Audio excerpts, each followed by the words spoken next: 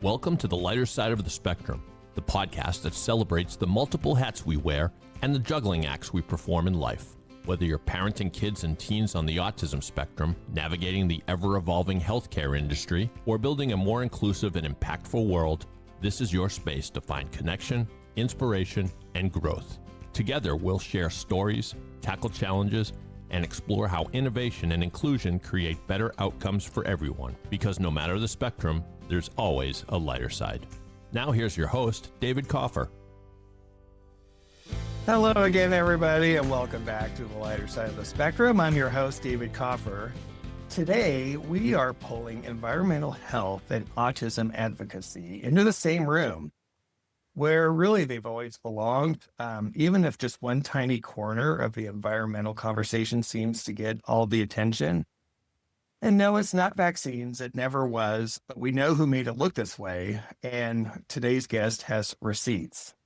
Today's conversation is bigger than a single topic. It's about the systems that shape our health, our food, our bodies, and our kids. And to have this conversation, you need someone who doesn't just understand environmental policy, but someone who has actually changed it. And that is Ken Cook, president and co-founder of the Environmental Working Group, who spent more than 2 decades forcing transparency into the places where industry would prefer we never look. Farm policy, drinking water, toxic chemicals, pesticides, cosmetics, and literally the trillions of dollars in public subsidies that shape how America eats. EWG's mission is both simple and clear: to empower you with breakthrough research to make informed choices to live a healthy life in a healthy environment. They've built some of the most influential public health tools on their internet, databases that millions of families, including mine, they use to protect their health because no one else has really stepped up to do it. Ken has advised administrations, testified before Congress, shaped multiple farm bills, and almost single-handedly dragged environmental accountability into the digital age.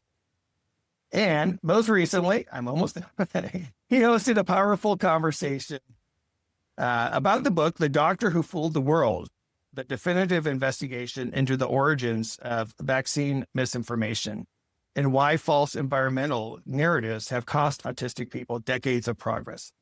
With all that being said, Ken, welcome. David, thanks so much. I'm really honored to be here and so look forward to our conversation. I'm glad you heard the podcast with Brian Deere. It was great. That book, yeah, really opened my eyes. I think you and I have gone back and forth a little bit on email on that. I think it had the same kind of maybe effect on you, and so it's just great to be here with you, and great to talk about this intersection between the environment and autism. It's huge, and believe me, Ken, the honor is mine. I just want to mention something that you may or may not realize, but back in 2005, talking about the good old days, 20 years ago, I actually was trying to launch an idea, a website called Green for Good. And the vision then was to be kind of like an Amazon.com for kind of the green and organic world, right? That was kind of the height of the green festival, all that, right? I was bought in. I was excited.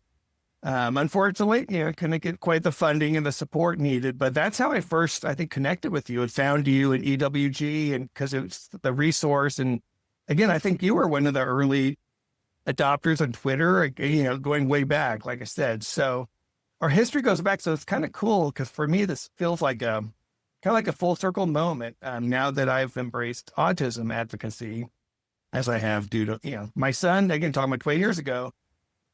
We moved to Seattle when my wife was pregnant, and you decided to raise a family here from the Bay Area, and they're turning 20 in 2 days. So fantastic. Congratulations. Yeah.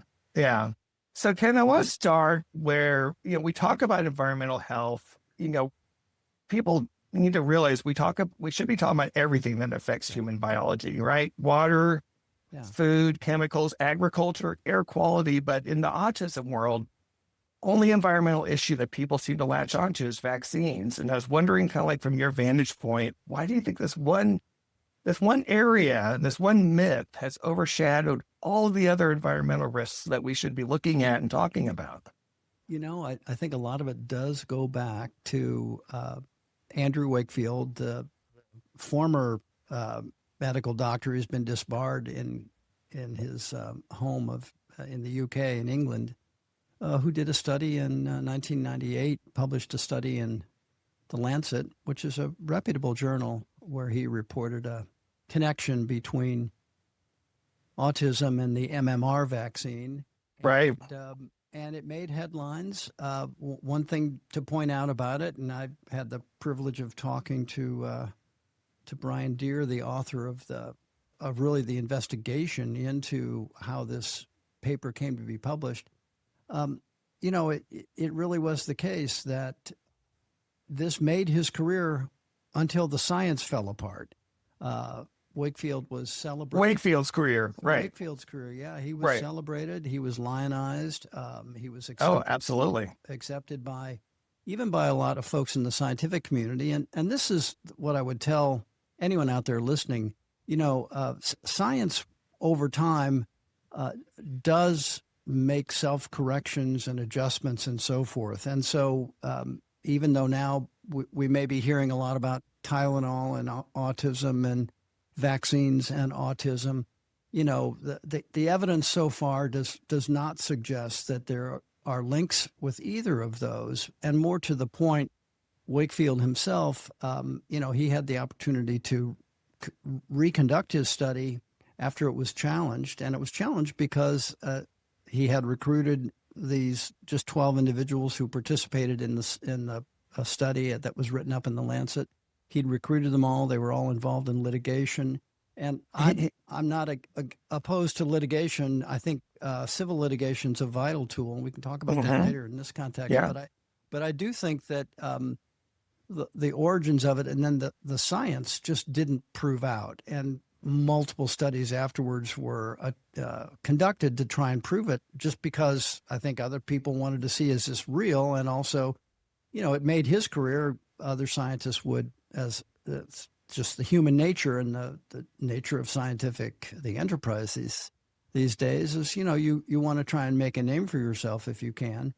Anyway, it didn't prove out, but he had such a long-lasting impact, and a lot of folks in the autism community. And look, I've met a lot of people who feel like, who have children on the spectrum, who feel like vaccines were the cause.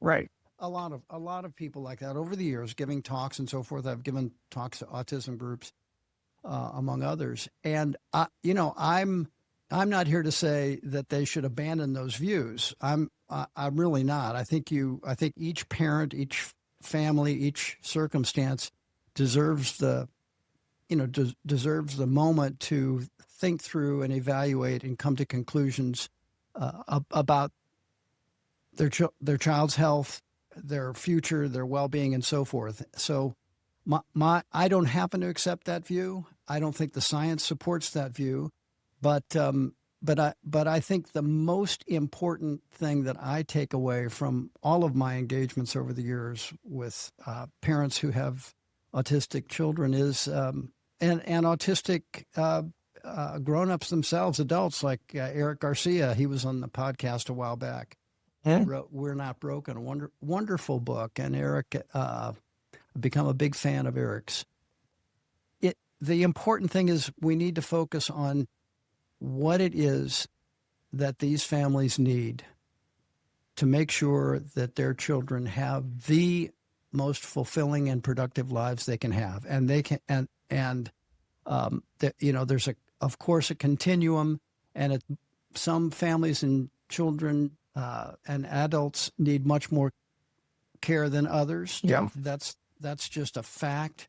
But to me, that's where we should be focused now, even as we look and see, well, what might be some of the possible environmental contributors. We know that, the genetics are important, but it doesn't explain the phenomenon, the condition altogether. I think there are a lot of scientists who are looking at that. They've looked at pesticides. They've looked at air pollution. A tremendous amount of work has been done on vaccines, of course, and most recently you've seen reports about the association with Tylenol. So there's room to look at all of those things, and we should look. Our understanding of how we interact with our environment is still really pretty primitive. I mean, there are a few instances where we can point to a dispositive source. You can point to asbestos and mesothelioma. You can, point to a few other lead and neurodevelopmental damage and so forth. But a lot of these interactions with the environment have still remain understudied, not fully understood or very poorly understood. And in some ways, we have focused on some of the coarser health outcomes and not looked at, the details of the biology. And I think that, the important thing is, even as we're pursuing that, we don't lose sight of the vital importance of making sure we're doing what we can for families and individuals who need help, need our help, deserve our attention and our help to make the best of their children's lives. I don't understand why that is not the thing that, for example, we heard about in the Oval Office instead of Tylenol. I mean, right? 100%, Ken. I so appreciate you saying that and bringing that viewpoint, because I'm with you. I just don't understand why that isn't the number one priority.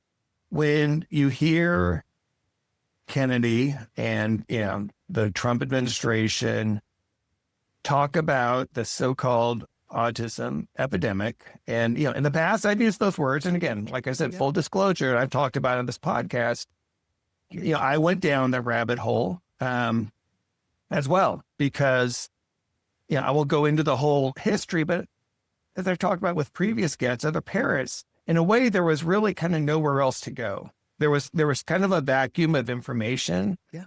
And, this provided kind of an easy, simple potential answer for us, and a lot of it made sense until it doesn't, until, like you said, you start looking at it a little more critically. And like I said, I won't get into the whole thing, but it's getting back to understanding that there is an issue, that we do have, as you said, so many families who are impacted. Why isn't the focus on supporting those families, these children who need it, instead of saying, don't take Tylenol? Like, yeah, and like, that's the policy? Like, are you kidding me? Yeah, and taking stock of what is needed for a lot of these children as they grow into adulthood, and what do they need then too? What kind of social structures and safety nets and protections make sense? And of course, autistic adults themselves now are participating in that conversation. Yes. As Eric Garcia pointed out so well in his book, We're Not Broken. That was not until really the 90s or early 2000s that autistic people were asked what they think about. I think it's still very early in that. Yeah. And we still have a ways to go. And of course, the way Kennedy talks about autism doesn't help that at all. And we've certainly heard from a lot of folks in the autistic community about that. But we went down.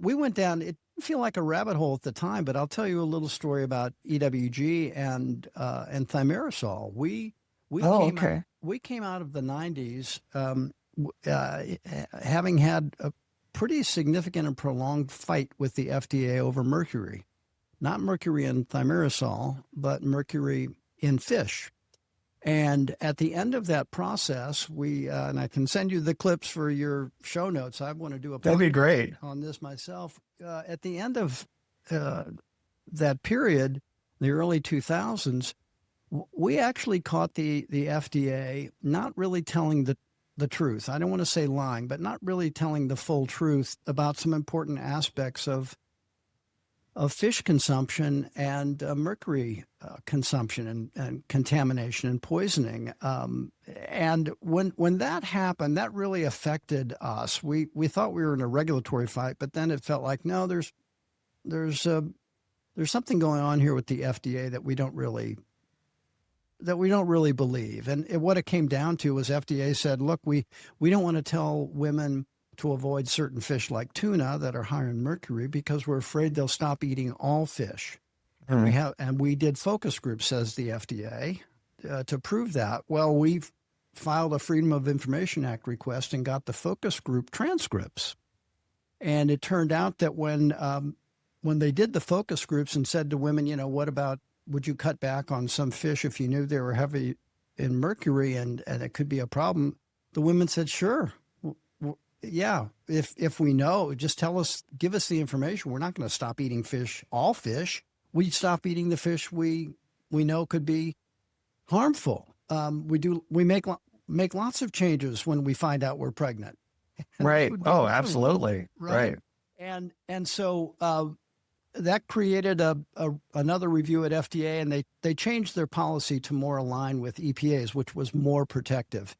But the upshot of that was in the course of that, we talked to scientists inside EPA who were also worried about then a not very well understood phenomenon of mercury and thimerosal and exposure. And we knew two things. One, we knew that the EPA had a much more strict level of for mercury that they felt was safe in kids, little kids especially. It was much lower than the level that FDA and other agencies were permitting. And secondly, we also knew that the FDA had not really thoroughly vetted the source of mercury in vaccines, which was this thimerosal preservative. Now, we didn't think that thimerosal was causing autism, but we worked with several scientists who said, hey, let's not stop the research. We want to find out just in case, because we knew that the levels in kids of mercury were high, even though it's a different type of mercury in fish than in thimerosal. But at the time, FDA kind of assumed, well, let's assume they are the same. And okay. to make a long story short, there was a law passed in 97 that required FDA to do a review of all mercury-containing medical products and drugs. And when that review came out, basically the FDA said, you know what, we don't have up-to-date standards or up-to-date studies on human exposure. We don't have up-to-date standards to tell whether thimerosal in fish and thimerosal in vaccines is how different they are in terms of how they're metabolized. A whole list of things that they should have known and didn't know, but they were standing by thimerosal as a preservative.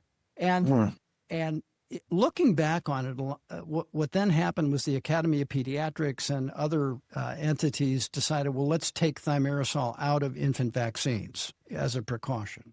This as a precaution, Yeah. right? And we recommended the same thing at the time, even as we recommended people that we stood by the vaccine schedule. We just thought it. Yeah, you weren't telling people to stop, or just But the interesting thing was when a lot of vaccinologists and public health experts look back on that, here's what they think the mistake was. They think it was a mistake to take thimerosal out because it looked like thimerosal was guilty.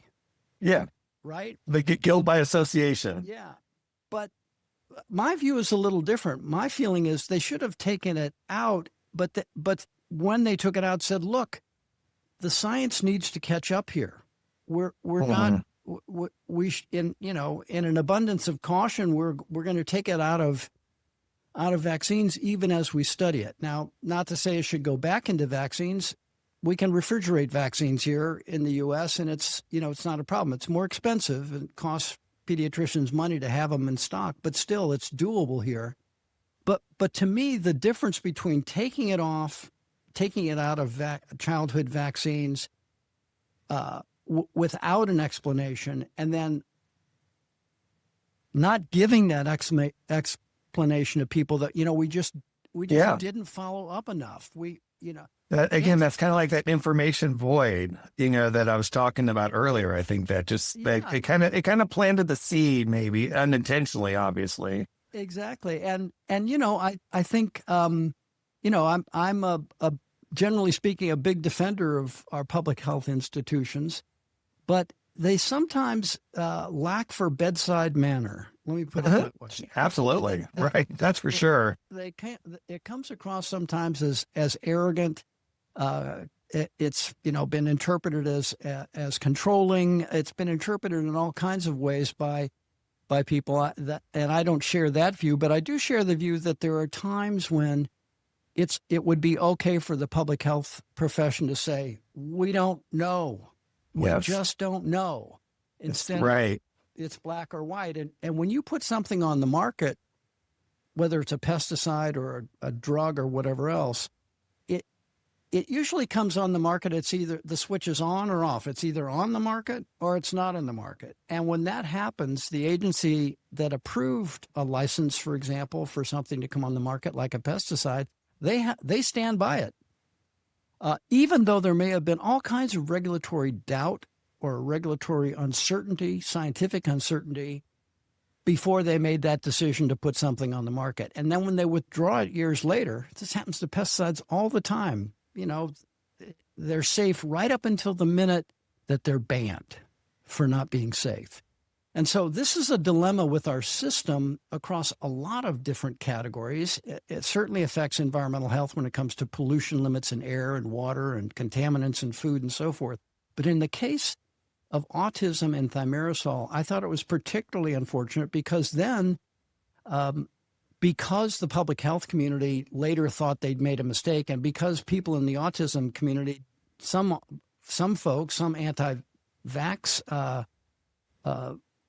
adherents thought it was a gotcha moment. You were oh yeah, right. You hear about that all the time. Yeah, because of that dynamic, when the evidence later came out from really robust studies that should have been done before it went on the market, but weren't as a preservative, they should have been done, but weren't. But when they did finally come out, and it looked pretty clear that when we did, well-controlled studies, that thimerosal was not associated with an increase in autism. And we, in particular, we paid a lot of attention to what was going on in California at the time, because California, Governor Schwarzenegger had banned. You might have been in California. I think I was living there at the time. He took it out of infant vaccines. Yep. And then the question was, okay, well then, will autism rates go down? And this is where we get into the whole question of, more capacious diagnostic categories, more rigorous examinations of kids, and expanding the number of kids through that phenomenon, as opposed to an increase alone in the health outcome. And so autism didn't go down. And to us, it wasn't too positive, it keeps going up. But it was, right. But it was, it should have gone down if this was the big cause of it. Right. It didn't. And it didn't go down anywhere. And anywhere it's been studied where that has happened, and vaccine thimerosal has been taken out. Anyway, and that was Wakefield's theory was also at one point that it was thimerosal, although he started off investigating something very different and just hit on the autism and vaccine phenomenon. Anyway, I think all of this goes to say that if you're a parent who feels that your child has autism as a result of vaccine, from my standpoint, I'm here to listen to you and hear what you have to say, and I'm not judging you. I'm not obligated to believe that too on my reading of science, but I don't want anyone to feel that they're not being heard, and I think that was another contributing factor in building the focus on vaccines and autism, is people felt that they weren't heard or dismissed by public health authorities who, were pretty protective of vaccination as a medical treatment, medical prevention, and not attentive enough, I think, to hearing the concern and the pain and the questions that were coming from parents who thought maybe this is something I did. Maybe I should have paid attention to the vaccine warnings, and I didn't. I got my kid vaccinated, and that was me, Ken. Was it? Yep. Oh yeah, because even again going back to 2005 again when the boys were born, and there were some early discussions, right? There was some chatter. I mean, we were kind of far enough along in the online world that you can do Yeah. research, and Yeah. there was discussion about that, obviously because of the Wakefield stuff had been out Yeah. for a while, and that was a discussion that Renee and I had, right? It's like, Yeah. Yeah. do we do it? What do we do? How do we do this sort of a thing? And then, then you go through it. And of course, in our case, we ended up with one, we had twins. We had to end up with one twin who's non-speaking autistic and all that whole thing. And the one who wasn't. And from that point on, it's been a mystery. We've wondered about, everything, like I said, going down the rabbit hole. But to your point earlier about how kind of the medical industry handled it, I think you're spot on. I think that,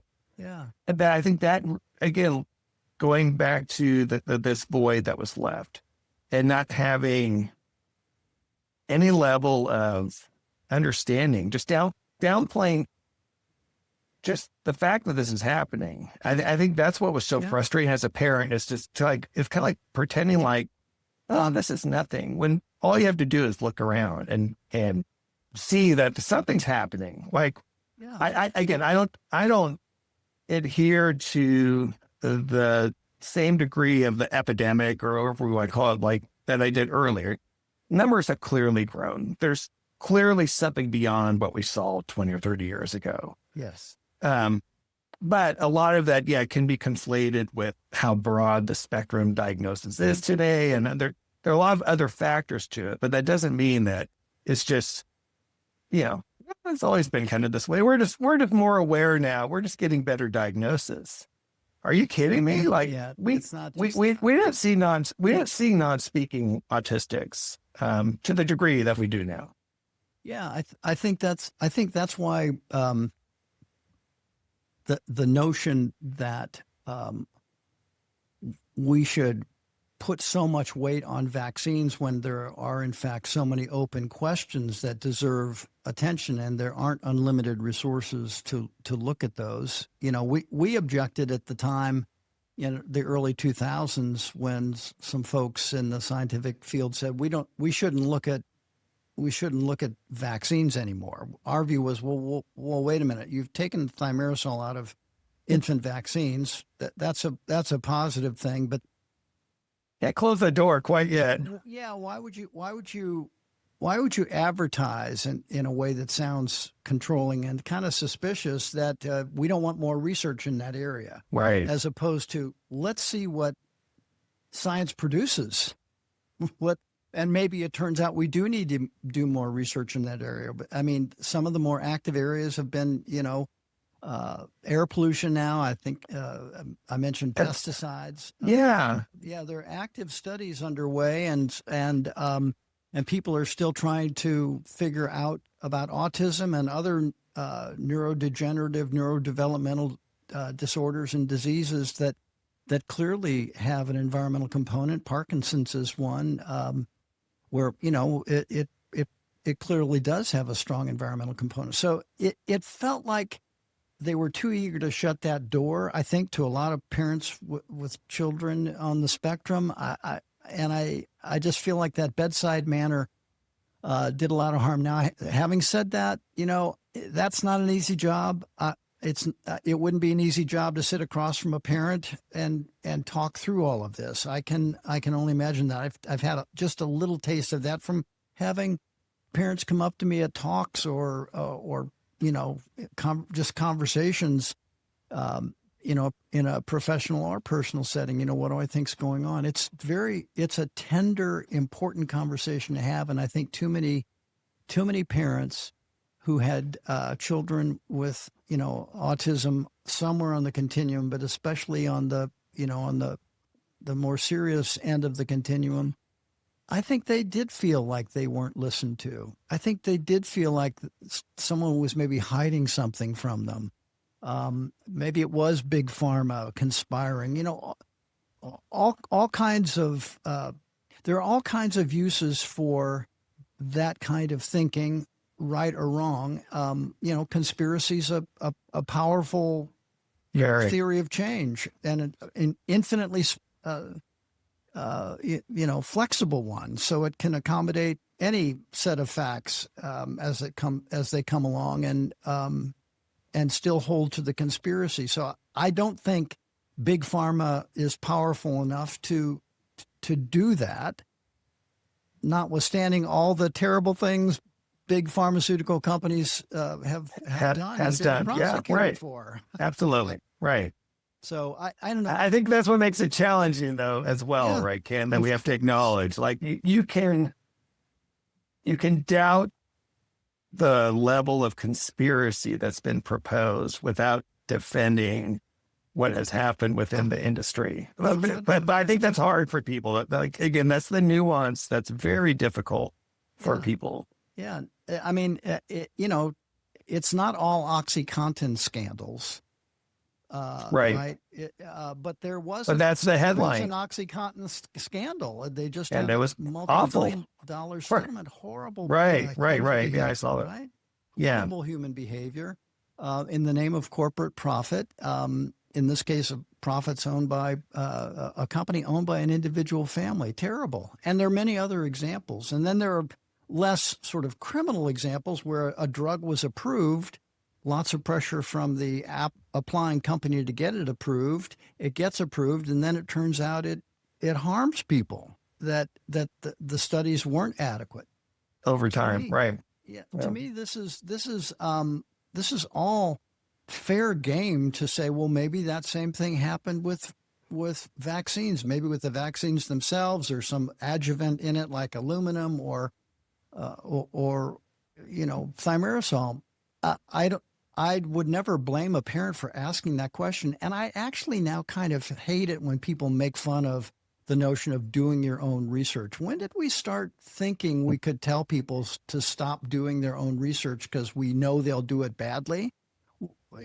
To me, it's just, we want people to keep learning. It's the quality of the research. And are you doing research? Are you just doing, reaffirmation of your currently held views? And there are big differences. Yeah. Confirmation bias, right? Yeah. I feel like I'm constantly learning from, I have, all kinds of scientists who work for me, David, and they're constantly helping me think through problems that are way over my pay grade in terms of scientific understanding. And that learning process has gone on for the 30 plus years I've since I founded EWG. So I just think that we need to get, better at understanding how we as individuals decide what authority means to us. Yeah. Where do we invest our trust? What are the criteria? For me, they're constantly evolving. That I think they're getting better, more rigorous, but they never involve the notion that I should just stop reading. I may run out of time, but I shouldn't stop learning. Yeah. And I don't want someone to tell me what source not to read. I want to make my own decisions about that. Yeah. So I feel like it's a complicated set of issues. It's an emotional set of issues, and I just keep going back to hey, what's right in front of us now, and what's right in front of us and it may be growing bigger by the day with some of the cuts to federal agencies and federal programs, like that seem to be hitting families with autistic children in various ways, like Medicaid. What are we doing the right thing there? Are we downsizing in a way that's going to harm these families that we're, claiming to be so concerned about, and these children? Well, how does it help them? That's always my question to those who kind of are defending within the autism and disability community. There are some who, are proponents of the administration, and yes, basically because I think of Kennedy's anti-vax views. Like, they are so married to that that they're a single issue voter, so to speak, and perspective. And it doesn't matter anything else that happens. Doesn't matter they are quote unquote, telling the truth. Finally, autism's finally getting its day in the sun, blah, blah, blah. Yeah. And, as I said, during the election that, it's one thing to be a single issue voter. And if vaccine policy is your issue, then it's your issue. But don't forget that there's no such thing as a single issue politician. So once you elect them, right, then you kind of own the whole package. And here we have, all kinds of environmental harm unfolding in this administration. They're deregulating, they're defunding, they're firing thousands of scientists. They're affecting our ability to conduct surveillance of diseases and health outcomes. I don't think that's getting nearly enough attention, Ken. I mean, I think that's, everything else aside, that's one of the things I'm glad you're bringing, because I wanted to talk about that. It's like there's some real harm going on. There's, again, other environmental issues that we need to be aware of. Air pollution is a real thing. Yeah. Air pollution can, pesticides in our food. And, pesticides. These PFAS forever chemicals, many of which we really very poorly still understand a lot of their health effects. And there are thousands of them in that forever chemicals PFAS family, thousands of different chemicals. They're not all, they're out there in the world, but they're not studied. They can go out into the world before they're fully studied. That's part of the problem. And, food additives, you go down the list, chemicals in personal care products and cleaning products, David, all of these have really, the policy's been built around the convenience and the indulgence of the companies that make them and sell them, not the consumerism. It's all consumerism, right? I mean, it's really the driving force. I mean, that's kind of the... Yeah, it's money. And, just like toxicology, if it's in a university, it's, it's a science. If it's regulatory toxicology, it's about money. And there's no aspect of regulatory toxicology that isn't touched by financial considerations. The technology is an application of science, but it's not the same as science. It's a way to make money from science or make science useful, however you want to say it. But the fact of the matter is there are financial interests that come to the forefront. They determine what kinds of tests will be done, how hard to push back against not having to do tests, what kinds of timelines for the testing, all those things that the stuff's on the market already, but we're just playing catch up to find out what the harm is.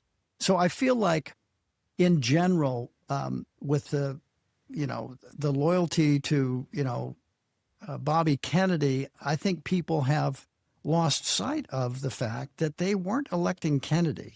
They were electing Trump. And they were electing a whole array of cabinet positions that Kennedy doesn't control, although he said he was going to be in control of a lot of them. It turned out it was only one, a big one, HHS, huge one. But he's not in charge of EPA, and EPA is doing a lot of things that are introducing neurotoxic chemicals into the environment in air pollution that might harm or, contribute to autism even. So, right. So let alone just general health of Americans, right? Which falls under his purview. Yeah, that's exactly right. And the cost of those diseases, those health outcomes will be borne by all of us one way or the other. And so if we can prevent them, it's always the smarter thing to do. But if you're keeping coal-fired power plants open by federal mandate, basically. Yeah, right. So, that the power companies don't want to actually keep on themselves because they're losing money, but you're so wedded to coal and energy, fossil fuels. Yeah, right. It is. Kennedy's not in charge of any of that. As Trump said, yeah, Bobby, stay away from the oil, Bobby, stay away from the. And of course, when you stay away from that, that means, in Trump's world view, we need more of it. And when you have more of it, you have more pollution. So I just feel like you're right. The loyalty to Kennedy and the sense that he listened to them when no one else did, the sense that there were these dark forces out there that he was perceiving and told them about, and that were all powerful, and were evil, that it was black and white, that everybody at the CDC was corrupt. Everybody, right. Everybody, and all all medical doctors, right? The All of them, the Academy whole of establishment. Pediatrics, Yep. right?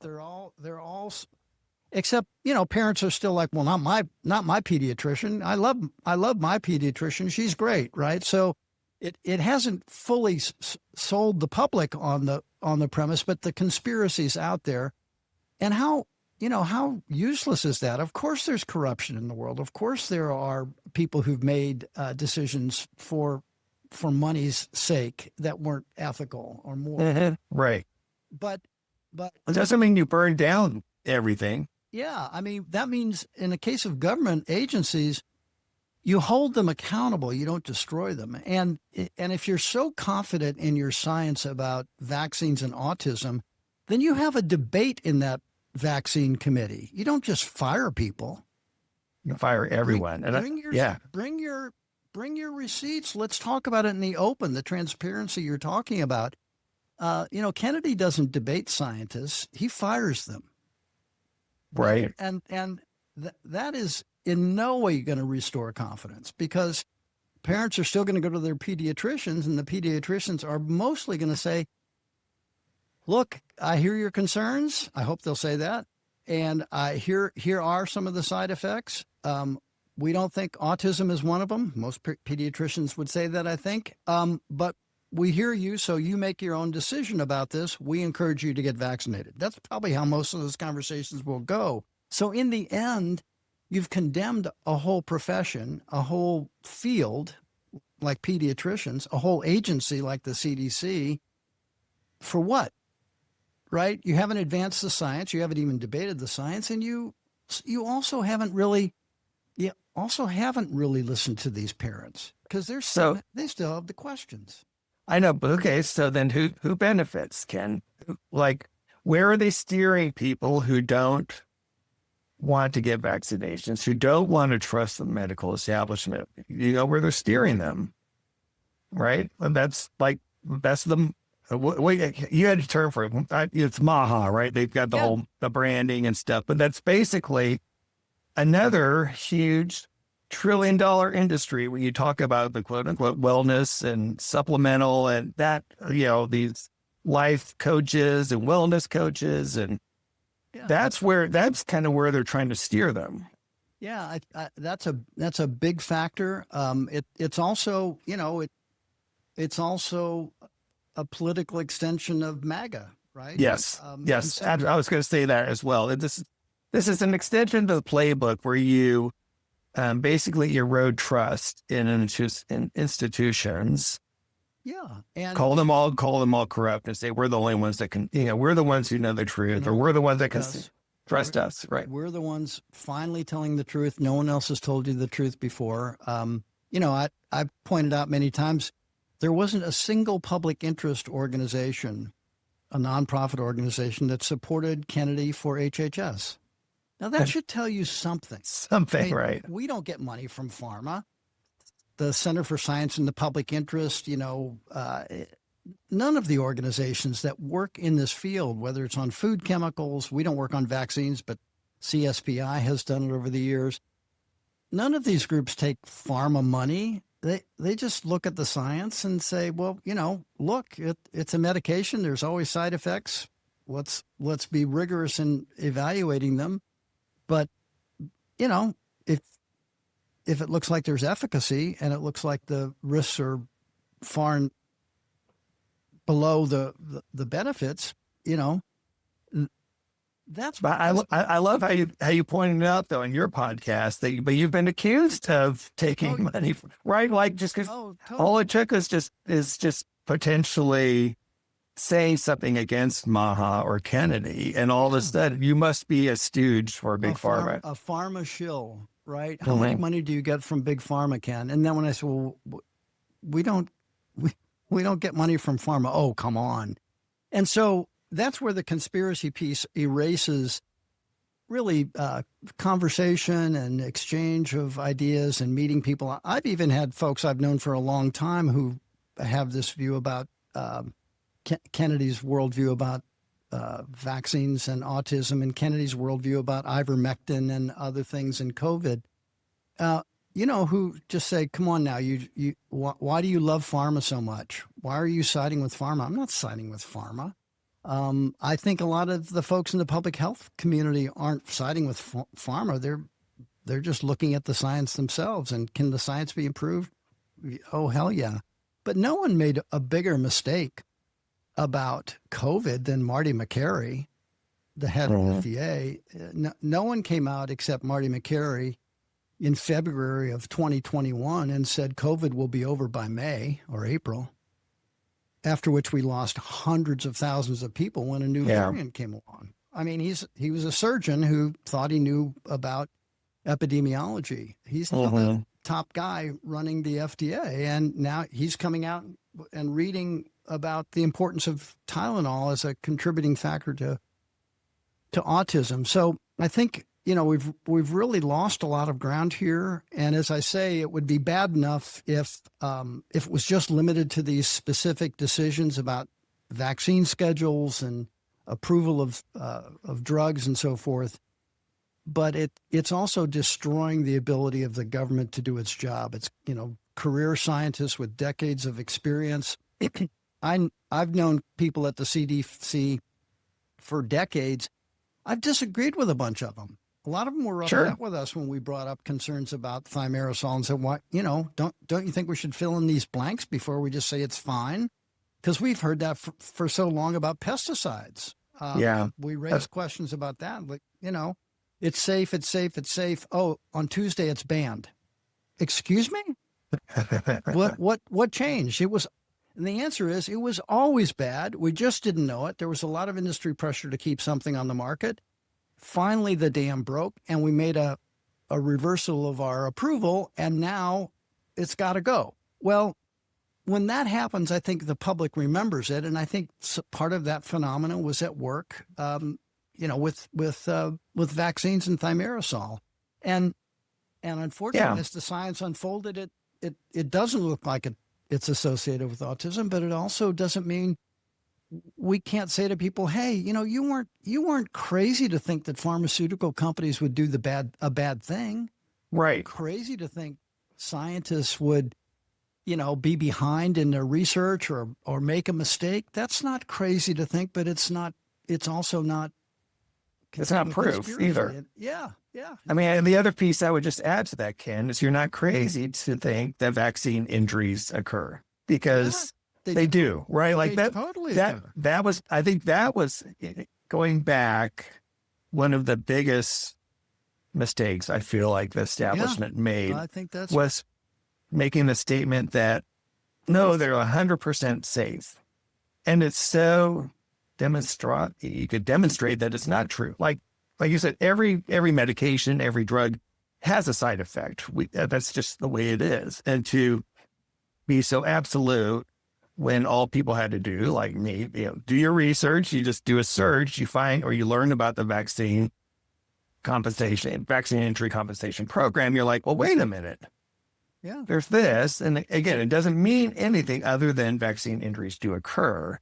100%. But that doesn't mean you sweep it all under the rug, which I really do feel like they were trying to do. Yeah, that's right. And I just think that, there's always ways it could have been done better. There are things the EWG's done over the years. I feel like we could have done better. And, we've always had, and then we've never had more scientists on our staff than we have now. I think we have 11 PhDs, and we have a lot of, master's level people, and they're so smart, so up on their field. But we still, I think we all like to think we still come to it with a sense of humility informed by ongoing inquiry. Curiosity, right? Yeah, curiosity that we're not going to stop looking. There's some areas where we'll think something might be a little more settled, so we'll move on. We're not doing a lot of work on the basic toxicology of lead now because we feel like that's been settled. But we're constantly looking for ways to see how lead exposure might be happening to people in consumer products and house paint and so forth. So I don't know. I just feel like in the case of autism, it really bothers me that it's been elevated in the ways that, first of all, and I can't speak personally to this, so I'm gonna take a shot at kind of paraphrasing. I learned a lot from Eric Garcia, and I'm learning from you and from lots of other parents with autistic children that, talking about autistic children as if they're as if you wish they weren't there. Right. That there's tragedy of some sort, right? Yeah. I just feel like, in Trump's case, and certainly in Kennedy's case, if you've been as concerned for as long as you claim to have been concerned about autism, and you still talk that way, I mean, WTF? I mean, come on.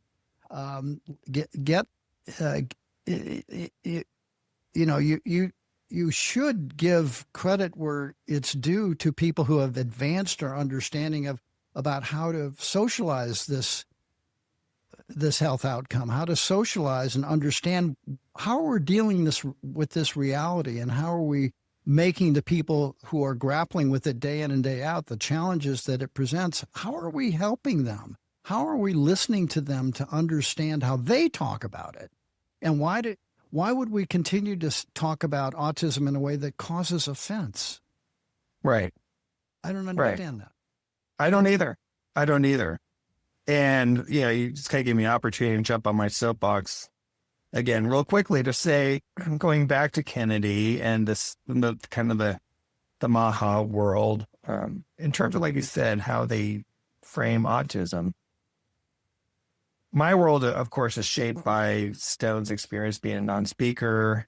You've probably seen some of my updates on LinkedIn in terms of how he, began communicating 3 years ago, and just how life-changing that's been, right? And now, though, the fight is to get these letterboards, communication devices, communication partners get it accepted. There's a whole thing. We won't get into it here, but that's where the fight is, to get access for these autistics who are literally locked in their brains. Okay, this is like a legit fight. Yeah. And I know this is the part that bothers me to no end when it comes to Kennedy. He knows about this population. These are some of the parents I've seen pictures posing with him on Facebook when he was doing his run for presidency, all this stuff. And where is the support for that population? Why isn't he out there fighting for these potentially millions of autistics who are trapped in their brains? Yeah. Right? That's like a fundamental human right, and something as you're talking about health, right? And that's like, you're talking about Tylenol. You're talking about Tylenol. Jumping off my soapbox, but I'm. It's the two of us are standing on it together right now. And I don't think that undoes anything that we said before about the importance of an honest and rigorous inquiry to understand the evolution of autism and how it might come about, what might trigger it, what might make it better or worse. That's where the science definitely comes in. But there are some basic things we've learned where it's very clear that families with a child on the spectrum, especially a child that needs a lot of help, is nonverbal. It should be case closed. Let's figure out what we need to do for them. That's what the freaking HHS should be doing. That's first and foremost, right? Right. That's their mission. And that if you haven't learned that, and I've never heard Kennedy talk about it once. Not once. Not once. Been at HHS. And if I got that wrong, that's fine. Maybe he's I've podcast decades ago, but I'm sure you really listen.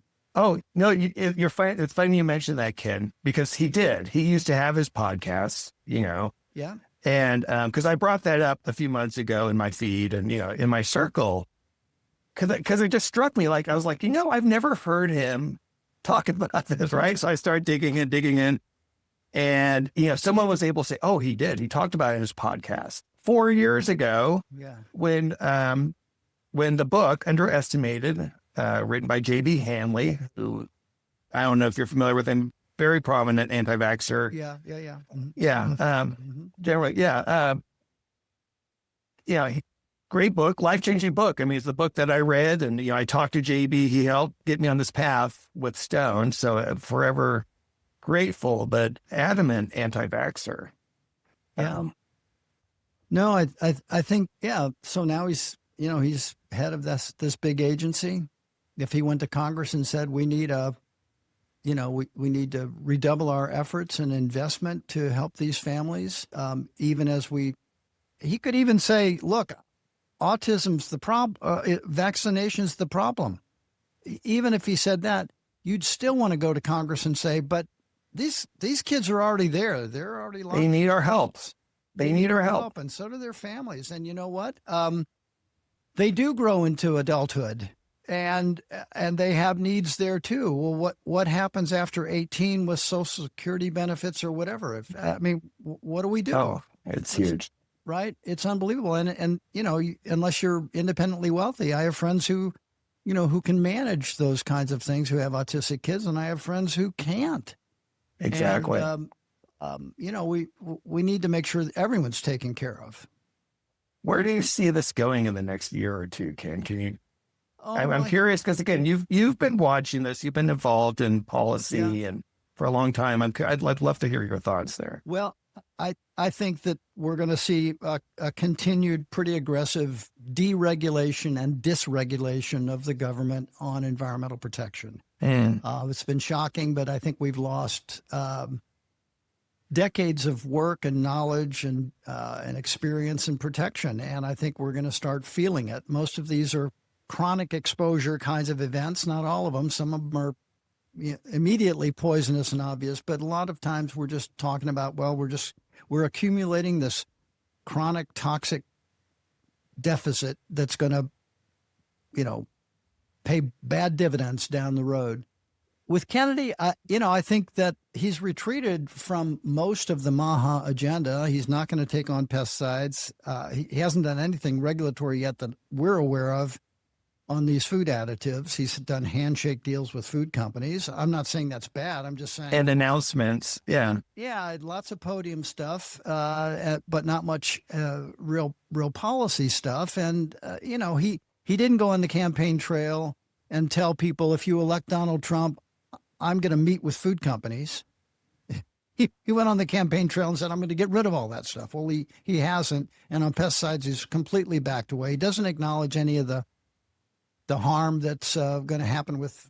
Does that surprise you at all? Not to interrupt, because that's, again, one of the areas I want to get into, given his background, right? Like, doesn't that surprise you? Like, look, you can't be the environmental expert you claim to be. And the environmental expert who was fiercely critical of Trump's first term on environment. You can't be that person and also claim not to know what was going to happen if Trump got elected. Right. You just, those two things don't go together. I think Kennedy's going to continue to, as far as it can go with respect to vaccine policy, I think he'll keep undoing the current system. I think eventually science will catch up, and unfortunately health outcomes will catch up, and we will have paid a price for that. I think we saw it with measles already, but there will be other. I hope there's not another COVID. We all hope that, for lots of reasons, but especially because of who's in charge now and what he's done to the agencies that are supposed to be taking care of us during that period. Even though the CDC was not far from perfect and far from well prepared, it seemed, at COVID the first time. But anyway, I feel like there's going to be a continuing emphasis on the vaccine autism link. Okay, I think he's going to stick with that. I think all his people are committed to that. I think they're going to, discourage, if not completely extinguish, scientific inquiry that would suggest otherwise. So I think we might be stuck in that for a while. And I think he's not going to come out and say, hey, here's my Marshall Plan for autistic kids and parents. And he ought to damn well do it. Now, you know who else ought to do that? Democrats ought to do that. They ought to come out and say, let's deal with this. Now, if they've done, if someone's been out there with legislation and I haven't seen it, my apologies, but I haven't seen Democratic leaders getting up and reframing this in a way That's a very good point. Yeah, it's a very fair point, and that it's something else that they've kind of fumbled and Yeah. left on the table. Yeah, I think that's right. Democrats are big on kitchen table issues, but these are right there at the kitchen table: food additives, autism links, all that stuff. How to help families get the health care and education and lifetime support that they need for these kids. Our voice on the Democratic side is it has not been very impressive. So That's fair. All right. Well, before we wrap up, because we've talked about a lot of things that are a little I won't say depressing, but a little frustrating. We'll say at this point. What gives you hope, Ken? What gives you hope for the future? Well, I have really been excited and impressed by the response from the autistic families and communities and leadership and organizations in this moment. I have just been very impressed by their courage. They're speaking truth to power. You're a perfect example of it. Eric Garcia is a perfect example of it, and there are many others. That gives me a lot of hope that there's a force out there that wants to take charge of this issue for the good, and I feel like they'll prevail. I also feel good that there is a movement, and I give Kennedy credit for diagnosing some aspects of the environmental health problem, just as we would. Certainly talks like we do on pesticides and other issues. And I think he's given Republicans permission to think about an agenda that in the past was limited to Democrats. Unfortunately, we tried, and there are examples where there has been bipartisan acceptance. The bill that just passed in California to define ultra-processed food and get it out of California schools, it passed in the California legislature, where we have 80 assembly members and 40 senators, so a total of 120 legislators. If you look at the vote for final passage, it was 119-1. Wow. Yeah, that's encouraging. It is encouraging. There's a great deal of bipartisan interest in this now. I think bringing it back to the kitchen table. And I hate to, I'm all about climate change. I'm all about protecting polar bears and glaciers. I'm absolutely. But I also feel like Democrats in some ways have forgotten the intimate nature of environmental health and environmental problems that Kennedy grasped in a way that no one on the Democratic side really did. Booker's good at it. There are a lot of good leaders who've talked about it. I think Newsom's done a good job, and many other governors have done a good job. I don't mean it that way, but no one has really. Not on a national scale. Not on a national scale. Yeah. Not with the success Kennedy has had. So he talks about the environment as something that's intimate and everyday. That's how EWG has always talked about it and thought about it. It's not smokestacks in the distance or, drainage pipes. It's that, of course, but it's so much more. It's what's right in front of you. It's the environment of your everyday life. And we like to think we're a field guide for you to get through it. And you need a field guide because there's dangerous places like drugstores, grocery stores. Right. But I do feel that overall there's much more interest in this now than there was if you just take the food issue when Michelle Obama brought up health. Right. That's a good point. Yeah. Right. So it's night and day. I know she's probably no. I don't know her at all, but knowing of her, I said she's probably got a little bit of thinking. Well, when I was saying it, because I was a black woman and a Democrat, I didn't like it. But I think the bigger part of Michelle Obama by far would be, I'm glad people are getting it now, because that's the kind of person she and her husband are. Okay, if we didn't get it past the finish line, if we didn't bring it into the public domain as adequate as well as we would have liked, at least someone's having some more success there now. That I think is a very hopeful thing. And I like to think it will bleed into an important new initiative to unite all of us behind in the public interest community and in the directly affected community of autistic children and parents. Let's make sure we do right by those families, by those people. Let's make sure that we take some of the pressure off, some of the burden off, give them a helping hand, and give these families and their children their best shot at a fulfilling, life of to the max, of joy and satisfaction and some sense of security and comfort. This is the minimum we should be doing.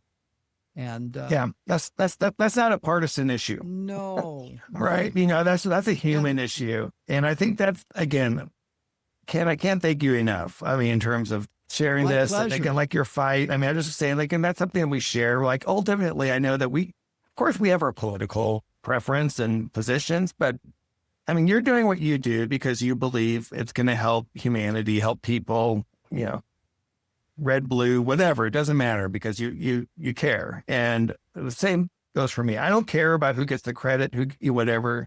We want results that help the populations that we care about, ultimately. That's right. And there's plenty of credit to go around. Plenty of We credit, do right? the right thing. So Yeah, let's take the credit we're due and give the credit that is due others to them. Because to me, we don't want to squander this moment of public interest, but we also don't want it to go, in a dark direction, in a bad direction. Conspiracy. Yeah. Yeah. David, Yeah. thanks so much.